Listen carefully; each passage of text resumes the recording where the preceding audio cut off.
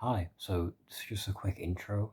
Today I'm going to be explaining why I think that Russia is doing and going to do very bad in the war in Ukraine, in the Donbas specifically, and probably will never capture it, which is a good thing. I'll now hand you over to editing, Ethan. So here we have a zoomed out map of Ukraine on a very useful website called live.uamap. Live.universal awareness map, that's what the UA stands for.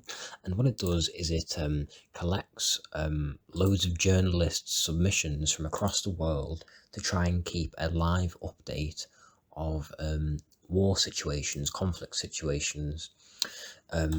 It collects together reports from different countries and obviously from independent journalists on the ground, and it tries to give a best estimate of where certain things have happened, what exactly has happened, and territory controlled by different parties in a conflict situation.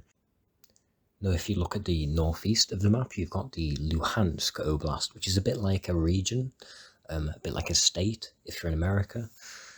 So the Luhansk Oblast is in the northeast, and that is actually now, as of about the 1st of June, entirely under Russian control, unfortunately.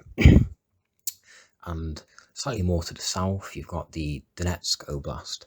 That is not the area encircled in red. That represents the area that Russia has controlled before the current invasion. When they invaded in 2014, you'll see another area down in the south in the sea, which is Crimea. That's also outlined in red. It's because they invaded Crimea in 2014, and that's not land gained in this invasion. So yeah, a small strip on the east and south of Ukraine has been conquered so far. And here's the thing, if we zoom in a little bit, there is things as they are on the Eastern Front. Now, this is the most active and most important front of the war because Russia has changed its stated aims to control of the entire Donbas region. So they controlled the Luhansk Oblast of the Donbas, and now they're trying to gain control of Donetsk. And if you look at all that white space, those tens of miles that they have to push the front in order to gain the rest of the Donbas region, the rest of the Donetsk Oblast. This is a very tall order.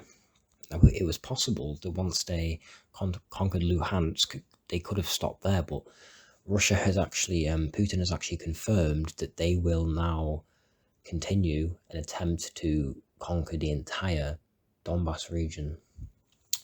Now, it's my opinion that it's simply clear that that is just not going to happen.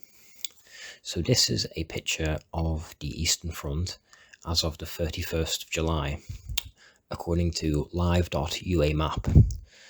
Again, check out the site, it's really good. You can change the date to see how the map evolved over time. And if you look at this, that is the Eastern Front on the 10th of July. So 21 days ago, 3 weeks. There is no noticeable change in front. All those little bombs, those little bomb icons, where Russian shelling has taken place, they're in red because they're Russian. If it's blue, it means a Ukrainian action has taken place. And if you can see those little AK-47s dotted around there, that means Russian attacks by infantry. And there's a whole host of other symbols, but they're the main ones. And if you, so in 21 days, from this distance, there is no noticeable shifting in the front, and there have been infantry attacks. And not only have they been bombing the fuck out of infrastructure and civilian areas in the Donbass, they've been actually trying to push and break that front, but no luck so far. Now, if you zoom in a little bit to get a better view, this is the more northern part of the Eastern Front. Most of the Eastern Front is captured in this. We've just zoomed in a little bit.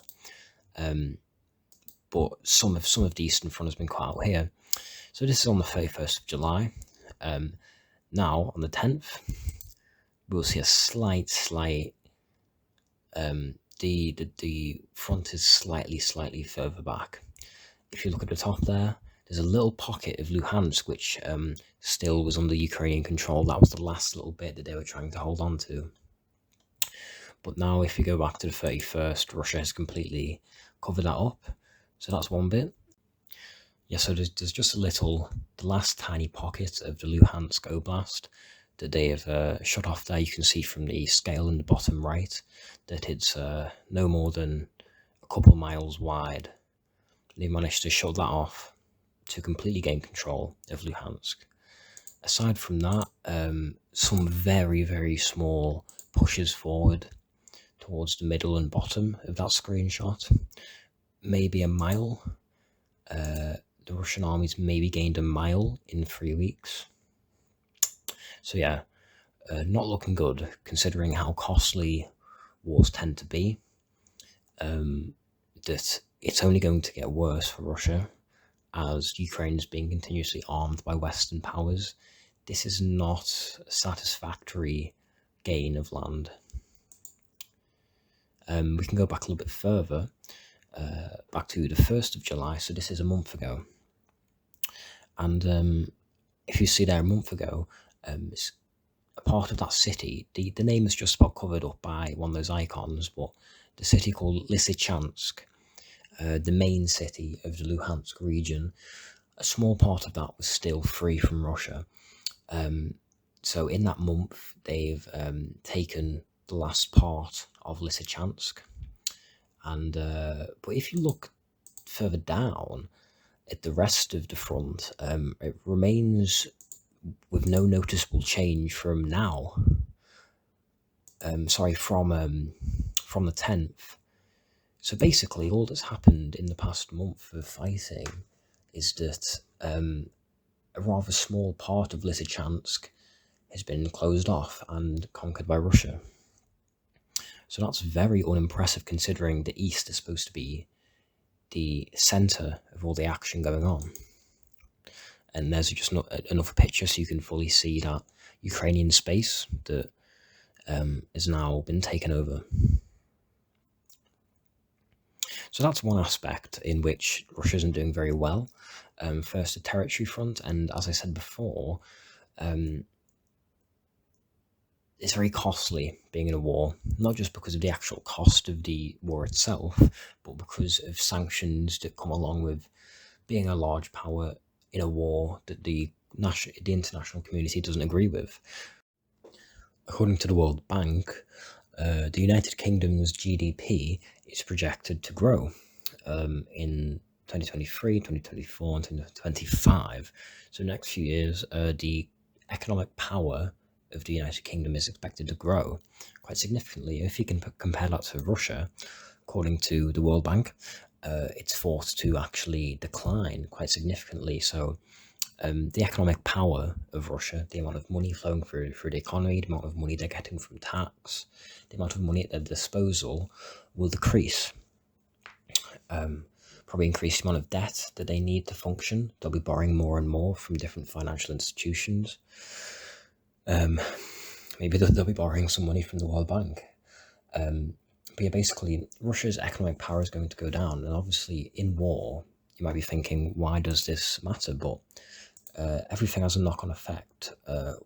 Wars are won by economies, really, not really by armies. They're more won by economies, because if Russia doesn't have the money and the infrastructure to keep making military equipment and to keep manufacturing as much as they are, keep paying their soldiers as much as they are, all that upkeep that's associated with a war, hundreds of things, if they can't afford it, then they'll have to scale back. However, Ukraine is getting loan after loan, handout after handout, payment after payment, and shipment after shipment of equipment from Western powers. So Ukraine simply isn't having this problem. Yes, obviously their economy is being ruined by Russia directly, but it is being propped up by external powers. Russia doesn't have that. even, you know, China, one of its closest allies, isn't giving it major support.